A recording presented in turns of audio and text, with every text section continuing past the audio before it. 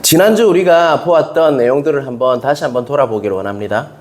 사랑하는 성도 여러분, 우리의 신앙은 드리는 것이 맞습니까? 아니면 받는 것이 우리 신앙의 본질입니까? 드리는 거 맞습니까? 예. 그런데 우리는 계속 받으려고 하지 않습니까, 여러분? 우리 신앙의 그 가장 기본은요, 하나님께 드림입니다. 하나님께 드릴 때 하나님께서 영광 받으시고요, 우리의 드림으로 인해서 하나님께서 존귀하게 되는 역사가 더 일어난다는 것입니다. 엘가나와 한나는요, 사무엘이라는 아이를 기도함으로 받게 되었죠.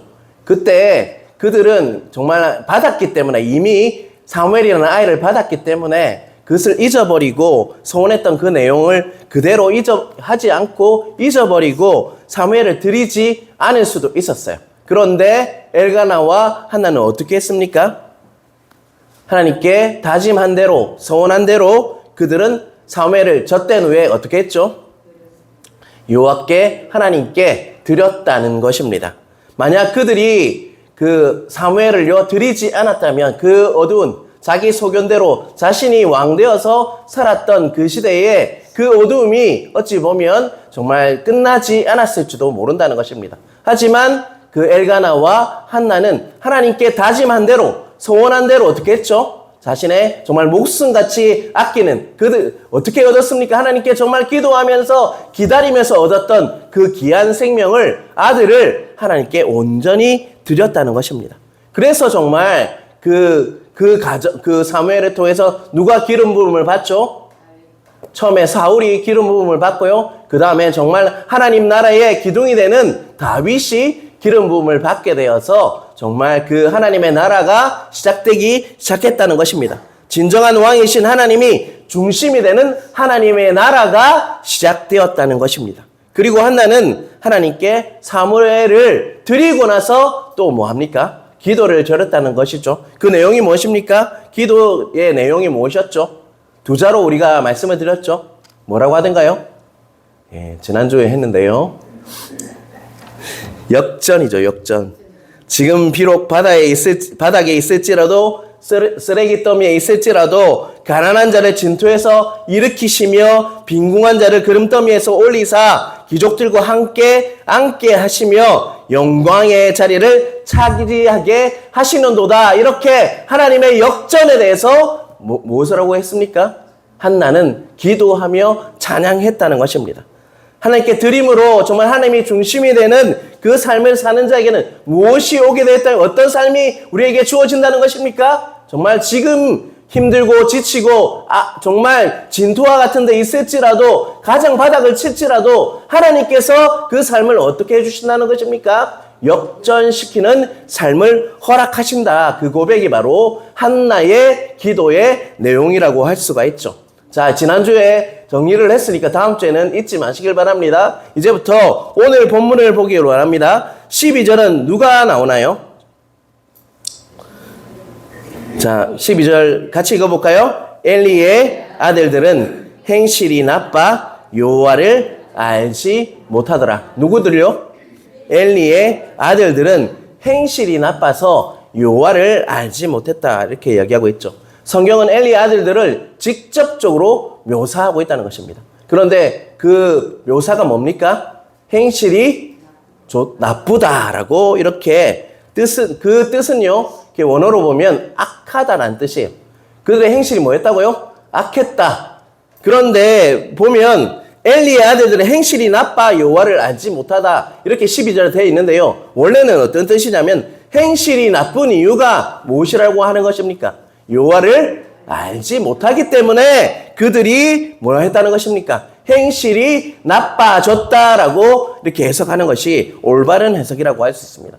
성경은요, 분명히 그러한 영적 지도자의 아들이었어요. 엘리 대제사장의 아들들이었지만 몰랐다고요? 뭐 했다고요? 여호와를 알지 못했기 때문에 악하게 되었다. 행실이 나빠졌다라고 말씀하고 있죠. 분명히 그들은 제사장의 아들이에요. 그렇지만 하나님을 어떻게 알았다는 것입니까? 가슴으로 아는 것이 아니라 머리로만 알았다는 것입니다. 전인격적으로 하나님을 만난 것이 아니라 자기 아버지가 대제사장이기 때문에 본 게 있어서 하나님을 그냥 있는 자리에 있는 것이지 진짜로 하나님을 만나지 못함으로 인해서 하나님을 알지 못했기 때문에 그들의 행실이 어떻게 했다고요? 악하게 되었다라고 말씀하고 있다는 것입니다. 하나님을 진정으로 경험하지 못했기 때문에 그들은 하나님을 알지 못했고요. 그 결과 그들은 악한 행실을 할 수밖에 없었다는 것입니다. 자, 그 결과가 17절부터 나오는데요. 17절에 보면 뭐라고 이야기하고 있습니까? 17절 한번 찾아볼까요, 여러분? 그 결과가 무엇입니까? 여호와의 제사를 멸시했다. 지금 말로 표현하면 뭡니까? 예배를 그냥 소홀히 했다는 거예요. 여러분, 예배는 정말 중요합니다. 왜냐하면 예배를 통해서 우리는 영과 진리로 하나님의 그 성령 하나님의 도우심으로 하나님을 만날 수 있는 것이 바로 예배이기 때문입니다. 그런데 하나님을 알지 못하니까 그 엘리의 아들들은 그 제사를 뭐 했다고요? 소홀히 여겼다라고 말씀하고 있다는 것입니다. 또 22절 하반부에 하나님을 알지 못했기 때문에 또 다른 결과가 나오고 있죠. 뭐라고 말씀하고 있습니까? 22절 하반부에 보면요. 예, 해망문에서 수종드는 여인들과 동침하였다라고 말씀하고 있죠. 여러분, 여기서 동침했다는 것은요, 강제적으로 성관계를 가졌다는 말이 아니에요. 이 말은요, 그 동의하에 성적인 관계를 합의하에 이루어진 성적 관계를 이루었다라는 말입니다. 분명히 한두 명이 아니라 뭐라고 이야기하고 있습니까? 여인들이라고 말하는 것은 지속적으로 그러한 죄를 계속 지었다는 거예요. 합의하에 그 여자들과 동침하는 결과가 그 좋지 않은 도덕적으로 성적으로 문란한 행위가 계속되었다라고 말씀하고 있죠. 그들은 제사장의 자녀들이었습니다. 또한 그 해막문에서 수종을 더는 자는 무슨 일을 했던 자입니까, 여러분? 그 해막에서 제사에 쓸 음식을 준비하고 또한 그릇을 씻고 또 잡일을 하는 나름대로 그들은 하나님께 헌신한 자들이었어요. 그런데 그들이 동의하에 어떻게 했다는 것이면 동침했다는 거예요. 여러분, 그 말은 그 시대가 얼마나 뭐하다는 것을 알 수가 있습니까? 도덕적으로 성적으로 악했다라는 것을 단편적으로 우리에게 보여주는 말씀이라고 할 수가 있다는 것입니다. 그리고 계속해서 24절, 25절을 보겠습니다. 자, 같이 읽겠습니다. 내 아들들아, 그리하지 말라. 내가 들리는 소문이 좋지 아니하니라. 너희가 여호와의 백성으로 범죄하게 하는도다. 25절을 같이 볼까요? 사람이 사람에게 범죄하면 하나님이 심판하시려니와 만일 사람이 여호와께 범죄하면 누가 그를 위하여 강구하겠느냐 하되 그들이 자기 아버지의 말을 듣지 아니하였으니 이는 여호와께서 그들을 죽이기로 뜻하셨음이더라.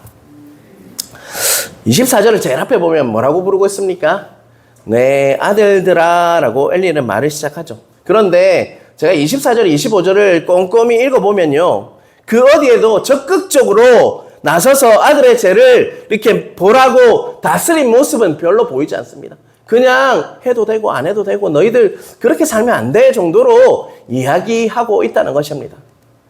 기껏해야 내 아들들아 라고 이야기하면서 몇 마디를 타이르고 그냥 경고에 거쳤다는 것입니다. 여러분, 정말로 아들들이 걱정이 되었다면 도시락 싸다니면서 그것을 막았어야 해요. 그런데 오늘 본문은요, 그냥 경고하는 정도로 거치고 있다는 것입니다.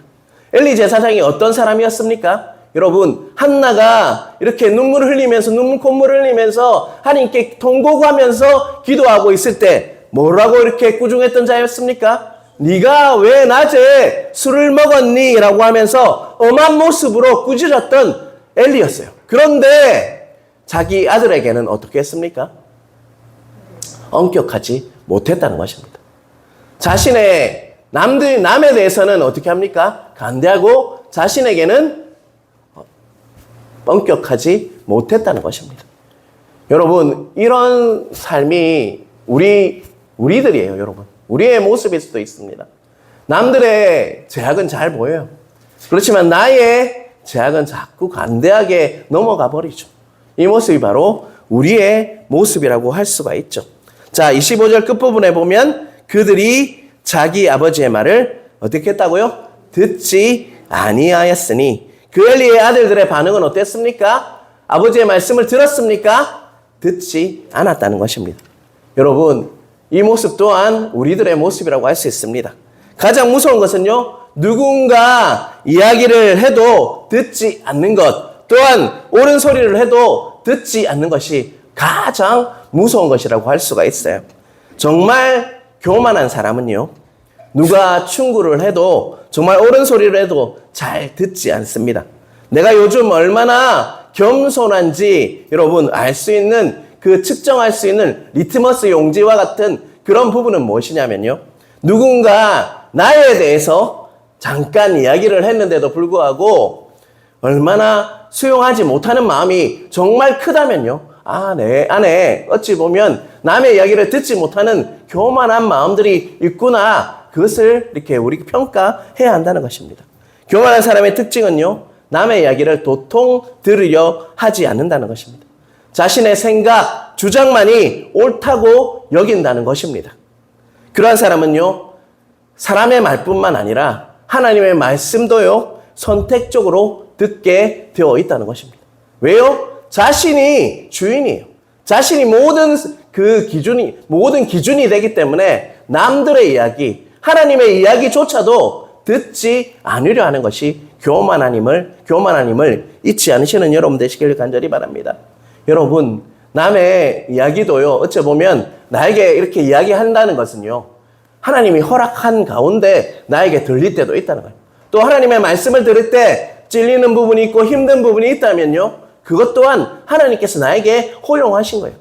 그것은 어찌 보면 나를 돌아보라라고 하나님께서 말씀하게 하시고 또 다른 사람을 통해서 나에게 들리게 할 때가 많다는 것입니다. 물론 아닐 때도 있죠.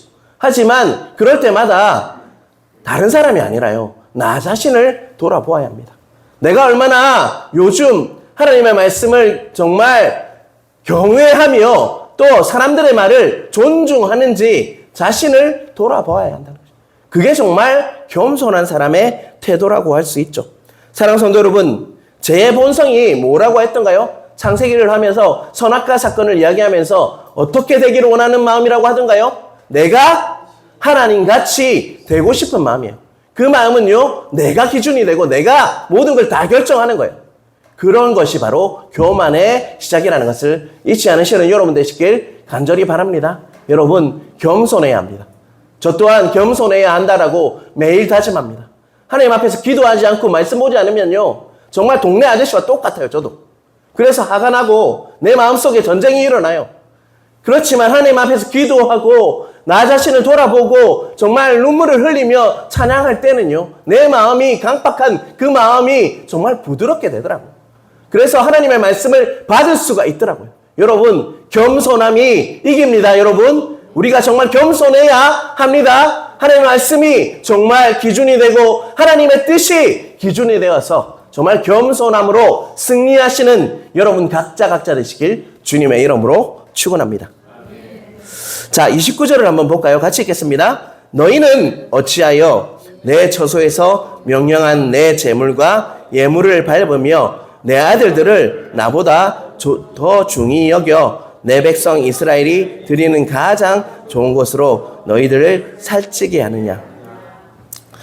여기서 29절 제일 앞부분에 너희는 이라고 말씀하시고 두 아들뿐만 아니라 너희는 안에는 누가 포함되냐면 엘리의 두 명의 아들뿐만 아니라 누구 포함입니까, 여러분?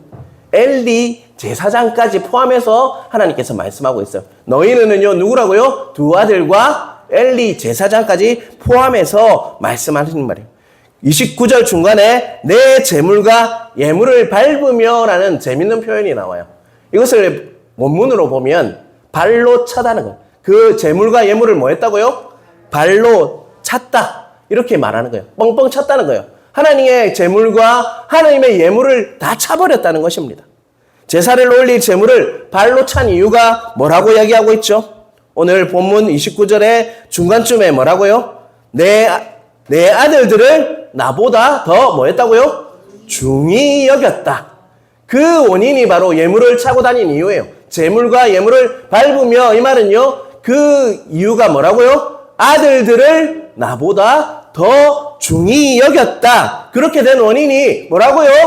하나님보다 아들들을 더 중히 여겼기 때문에 재물과 예물을 발로 차고 다녔다라고 말씀하고 있다는 것입니다. 여러분, 우리에게도 동일하게 물으십니다. 여러분, 하나님께서 여러분 삶에 있어서 가장 우선순위가 맞습니까?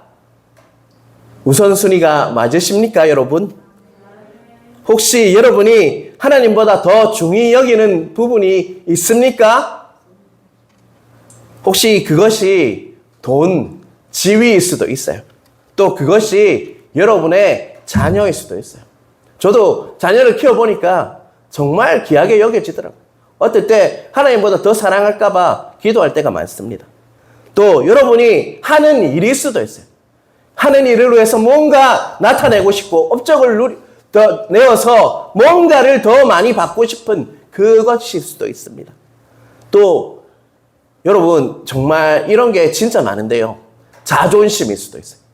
내 자존심 때문에 정말 뭔가를 하지 못할 때가 참 많다는 거예요. 하나님을 더 중히 여겨야 되는데 나 자신의 어떤 것, 자존심, 내 마음, 또 상처, 내가 가진 모든 것들로 인해서 하나님보다 중히 여기는 것이 있다면 그것은 오늘 바로 엘리와 그 두 아들에게 물었던 그 질문이 우리에게 향한 질문이라는 것을 잊지 않으시는 여러분 되시길 간절히 바랍니다. 분명히 엘리의 자녀들은요, 머리로는 알았어요. 하지만 전인격적으로 하나님을 몰랐기 때문에, 하나님을 알지 못했기 때문에 그러한 삶을 누리지 못했다는 것입니다. 그래서 특별히 제사를 멸시했고요. 또 어떻게 됐습니까? 도덕적으로 성적으로 타락하게 되었고, 또한 그랬기 때문에 누구의 충고도 듣지 않는 그런 교만한 사람이 되어 있었다는 것입니다. 하나님께서는 그것을 지켜보시고 뭐라고 평가하셨습니까? 너는 엘리에게 묻습니다. 너는 나보다 다른 것을 더 중히 여기구나. 엘리 자녀들에게도 묻습니다. 너 나보다 더 중히 여기는 게 있구나 라고 물으시고 우리에게도 동일한 질문을 하고 있다는 것입니다. 여러분, 무엇이 우선순위인지 정말 결정해야 합니다. 우리가 신앙생활을 할 때는 가장 우선순위는요, 가장 중히 여겨야 할 것은요, 하나님 아버지밖에 없다는 것을 잊지 않으시는 여러분 되시길 간절히 바랍니다. 자, 18절을 우리 한번 같이 볼까요? 오늘 대조적인 사무엘의 삶을 우리가 보기를 원합니다. 지금까지 누구를 보았죠? 엘리의 아들들을 보았다면 이제는요, 사무엘이 어떤지를 보기를 원합니다. 18절 같이 읽겠습니다. 사무엘은 어렸을 때에 세마포 에봇을 입고 하나님 앞에서 섬겼더라. 그는요, 어렸을 때부터 무엇을 했다고 18절 제일 끝에 보면 요 앞에서 뭐 했다고요?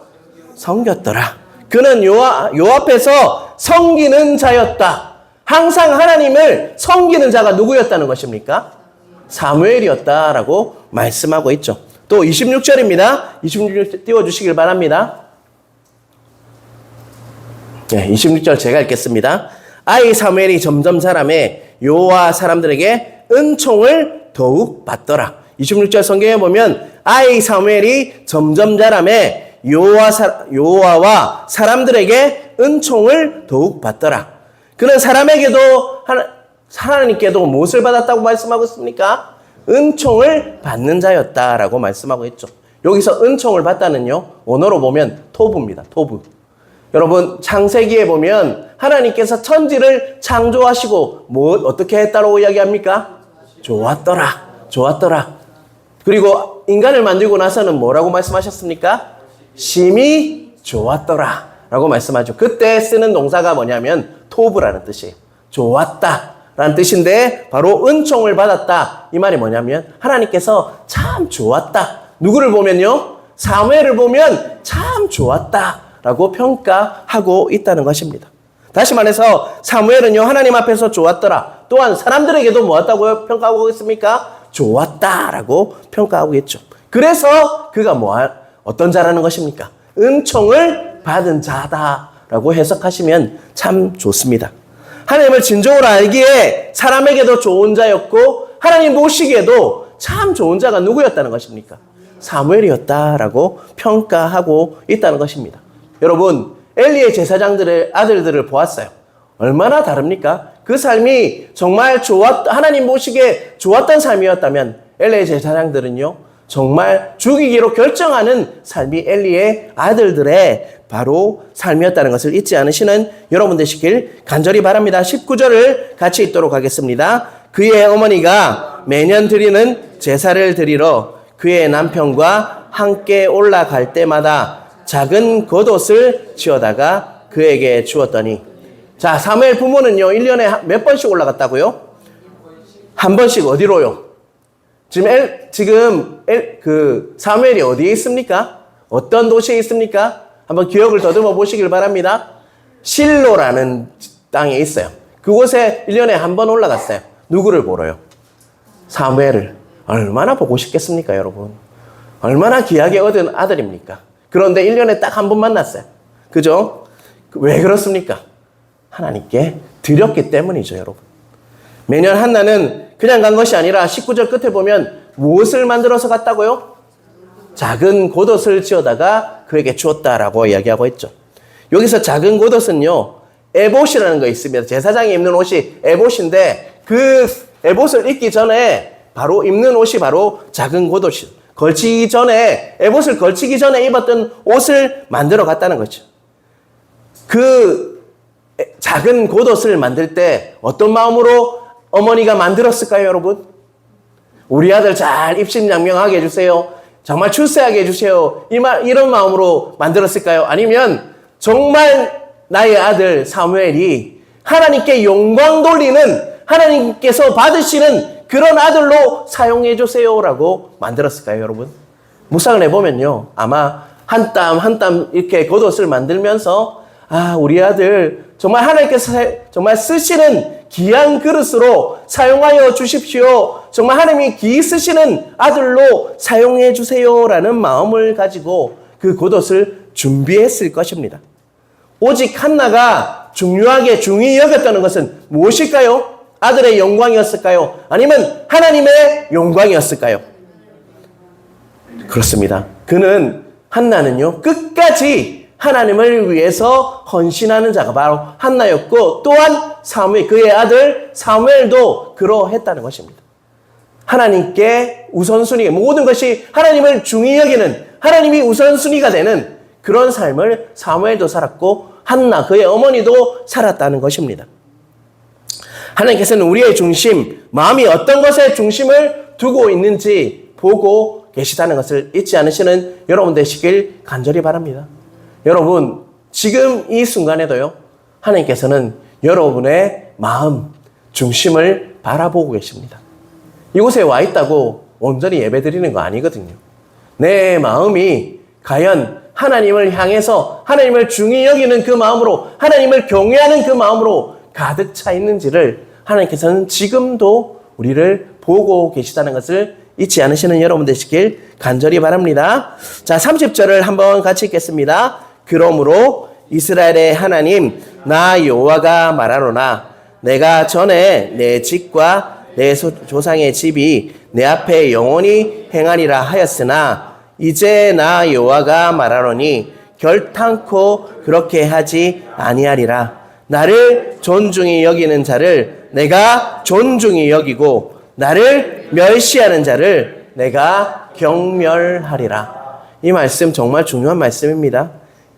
이 말씀은 하나님께서 누구에게 말씀하시는 말씀일까요?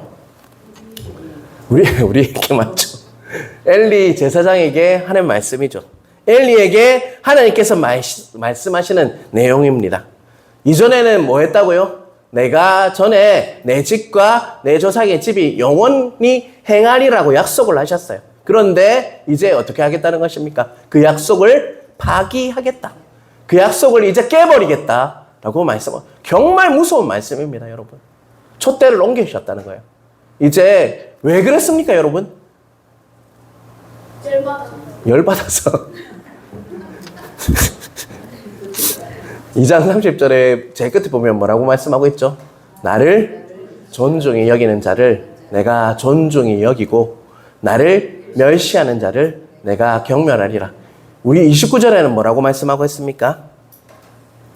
똑같은 표현을 하고 있어요. 중히 여기다.